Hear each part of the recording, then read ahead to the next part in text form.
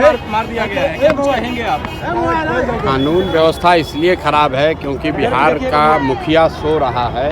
शारीरिक और मानसिक तौर पर अक्षम व्यक्ति जब कुर्सी पर बैठेगा तो सरकार का इकबाल तो है नहीं, सरकार को कोई नहीं चला रहा है। सरकार में कुछ भ्रष्ट अफसर और 2-4 मंत्री सिर्फ सरकार और जनता को लूटने में लगे हुए हैं। कानून व्यवस्था की स्थिति जैसा बता रहे हैं खराब हो रही है। लेकिन क्या आपने सुना कि नीतीश कुमार ने कोई उच्च स्तरीय बैठक बुलाई हो, कानून व्यवस्था का रिव्यू किया हो? कहीं कोई चर्चा नहीं है। अभी आपने सुना कि कुढ़नी की एक दलित बच्ची के साथ जिस तरह की भयावह, जो हम लोगों ने निर्भया का केस सुना था दिल्ली में, उससे भी भयावह घटना कुढ़नी के एक नाबालिग बच्ची के साथ हुआ है। और पीएमसीएच में 4 दिन तक वो बच्ची पहले वहाँ मुजफ्फरपुर मेडिकल कॉलेज में तड़पती रही, एक दिन फिर उसको लगा यहाँ पीएमसीएच में एडमिशन करने में। और यहाँ का स्वास्थ्य मंत्री,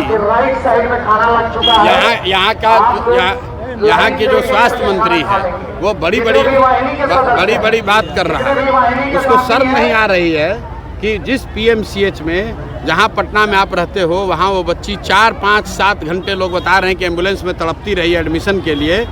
दलित समाज की बच्ची है, उसका रेप हुआ है, उसका गला काट दिया गया, उसका जीभ काट दिया गया है, उसका एडमिशन नहीं हो रहा है और स्वास्थ्य मंत्री यहाँ बैठ के बड़ा बात कर रहा है। मंगल पांडे को हमने अभी सिवान में कहा था कि इस आदमी को कोविड के समय भी पूरी बिहार की जनता ने देखा है, पूरी जनता बिहार की त्रस्त थी और ये सब बैठ के बंगले में मजा ले रहे थे। अब समय आ गया है इन लोगों को उखाड़ कर फेंकने का। और ये सुधरने वाले लोग नहीं हैं, ये सुधरने वाले लोग नहीं हैं, इनको उखाड़ कर फेंकना ही एकमात्र उपाय है। सर अशोक चौधरी कहे हैं कि सार्वजनिक रूप से प्रशांत किशोर माफी मांगे। चलो अशोक चौधरी ऐसा कितना आए और गए, ऐसे टुटपुंजिया से प्रशांत किशोर डरने लगे तो हम यहाँ 3 बरस से घूम रहे हैं। यहाँ बिहार में मुखिया बनता है तो 4 गो गनमैन लेकर घूमता है, हम 3 बरस से पैदल घूम रहे हैं और आज तक एक सिपाही भी साथ में लेकर नहीं चलते हैं। कह रहे हैं कि तथहीन आरोप लगा। अरे जिसको दम तथहीन आरोप है तो कोर्ट में प्रूव करो। बिहार में सरेआम चर्चा है, फिर से रिपीट कर देते हैं। आज कोर्ट में गए हैं ना, फिर से रिपीट कर रहे हैं। बिहार में सरेआम चर्चा है कि इन लोगों ने टिकट खरीदा है अपने बच्चों के लिए। ये लोग टिकट खरीद कर, टिकट दूसरे दल से, जिस दल में आपकी बच्ची है नहीं, आप अपने आप को बहुत ईमानदार बताते हैं, आप जदयू के नेता हैं, एलजेपी में आपकी लड़की आती है, उसको टिकट मिल गया, वो एमपी बन गई।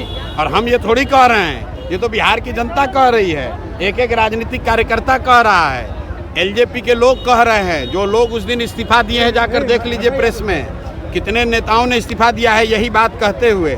इसमें डरने की क्या बात है? वो इस कोर्ट में चले कि सुप्रीम कोर्ट में चले? माफी अशोक चौधरी को यहाँ से लेकर सुप्रीम कोर्ट तक लड़ाएंगे, उनको पता नहीं है किससे उलझ रहे हैं। सर कहा है कि जितनी आपकी उम्र है उससे ज़्यादा उसके फैमिली राजनीति में रहे। ठीक बात है, ये बात ठीक कहा उसने कि जितनी मेरी उम्र है उससे ज़्यादा उसके परिवार वाले राजनीति में हैं। लेकिन इसी चीज़ को ख़त्म करने के लिए तो प्रशांत किशोर जैसे लोग खड़े हुए हैं कि बिहार उनके बाप दादा की बपौती नहीं है, जिनके बाप विधायक थे। बिहार के लोगों का है, बिहार के बच्चों का है। और किसी का बाप विधायक था तो उसी का लड़का विधायक बनेगा, ये कोई राजतंत्र नहीं है। यहाँ नेता जो है वो बैलेट पेपर से, मतदाता पत्र से पैदा होता है, राजा का लड़का राजा नहीं बनेगा। ये अशोक चौधरी को भ्रम है, तो इस भ्रम को इस बार अभी तोड़ देंगे। 4 महीना के अंदर बिहार की जनता तोड़ देगी। एक सर्वे आता है जिसमें आपका ग्राफ जो है वो लगातार बढ़ता जा रहा है मुख्यमंत्री के। भाई मेरा ग्राफ नहीं बढ़ रहा है, बिहार में बदलाव करने वालों की चाहत का ग्राफ बढ़ रहा है। ये आप लोग को ग्राफ अभी देख रहा है, आप अपना कैमरा घुमा कर देखिए, ये कौन लोग हैं?